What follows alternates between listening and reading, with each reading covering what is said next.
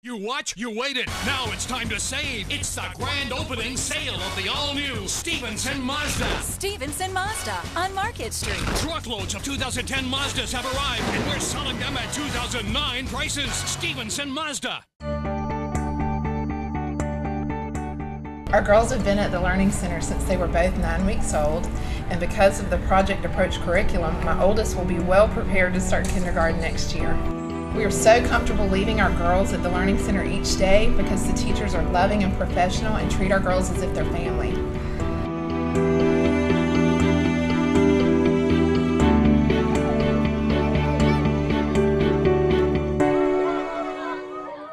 During the grand opening sale at Stevenson Mazda, buy 2010 Mazda CX-7s for $21,990. New Mazda 3s for $179 a month. And every Mazda comes with our lifetime warranty. Stevenson Mazda on Market Street.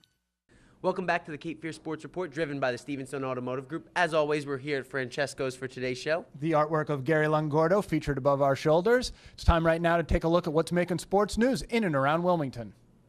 Former UNCW basketball coach Jerry Wainwright was fired Monday as the basketball coach at DePaul. The Blue Demons were 7-8 and 0-3 in the Big East at the time of the firing. Wainwright was in his 5th season at DePaul. He had 2 years left on his contract, but after losing 22 straight regular season games in the Big East, DePaul decided to make a change. Wainwright coached UNCW from 1994 to 2002. He took the Seahawks to the NCAA tournament in 2000 and 2002 before leaving for Richmond. He moved to DePaul in 2005. In other coaching news, Skip Holtz has been named the new football coach at South Florida after the firing of Jim Leavitt. East Carolina will have to replace their talented quarterback, Patrick Pinckney, and now will have to find a new coach as well. Holtz led East Carolina to the past 2 Conference USA championships. He informed his old team of his decision during the meeting with players Thursday in Greenville before being introduced as just the second coach in the Bulls' 13-year history on Friday. Wrightsville Beach local Dylan Kowalski has been competing on the Junior Pro Surfing Series and has recently signed a sponsorship deal with Rip Curl, joining the likes of Poncho Sullivan as a Rip Curl team rider. Training under the tutelage of legendary surfer Ben Ipa in Hawaii, Kowalski is quickly making a name for himself on the North Shore of Oahu this winter. Checking in on New Hanover grad Ty Walker, the 7-foot center has not seen any playing time since Wake Forest's win at Trask Coliseum on December 16th. To date, Walker is averaging just 2 points in the 6 games in which he's played. That's a look at what's making local news, making big national news. It's been the Mark McGuire story. That's right. Those highlights were without the aid of performance-enhancing drugs, at least we hope. Yes. Mark McGuire's record-breaking home runs, however, not so much. We wanted to know how you felt about the steroid situation and Mark McGuire finally admitting to steroid use. Jim Dahlke has our report. Thanks, guys. I'm at Hugh McCray Park looking to find out what true baseball fans think of Mark McGuire and his apology for using steroids. Well, I mean, I think obviously it was something that's been bothering him. You know, had been eating into him for a while, so I think his main thing was just to get it off his chest, you know. I mean, obviously there's been a lot of, issues with the whole steroid deal going on. But I think for him it's some kind of relief, time to vent it and get it over with and, that kind of deal.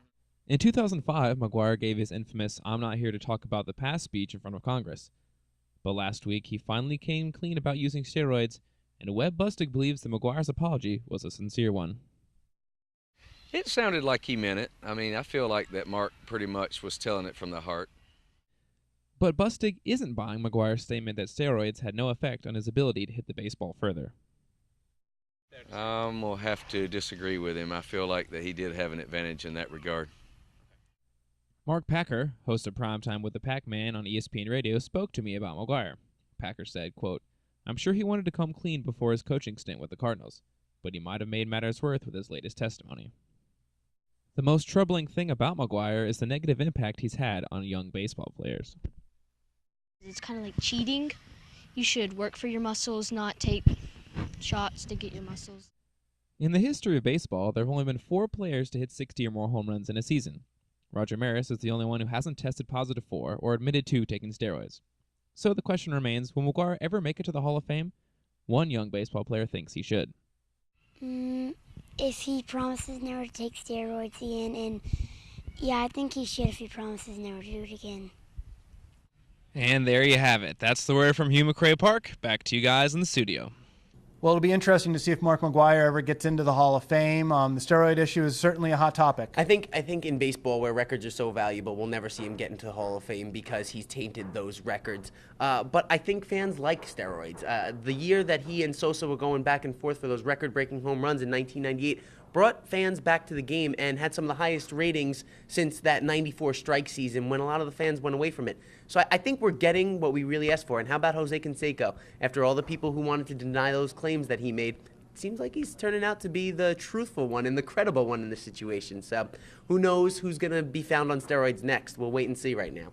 All right, well, coming up after the break, we'll sit down with Jim Dahlke and we'll talk UNCW basketball. You're watching the Cape Fear Sports Report, driven by the Stevenson Automotive Group.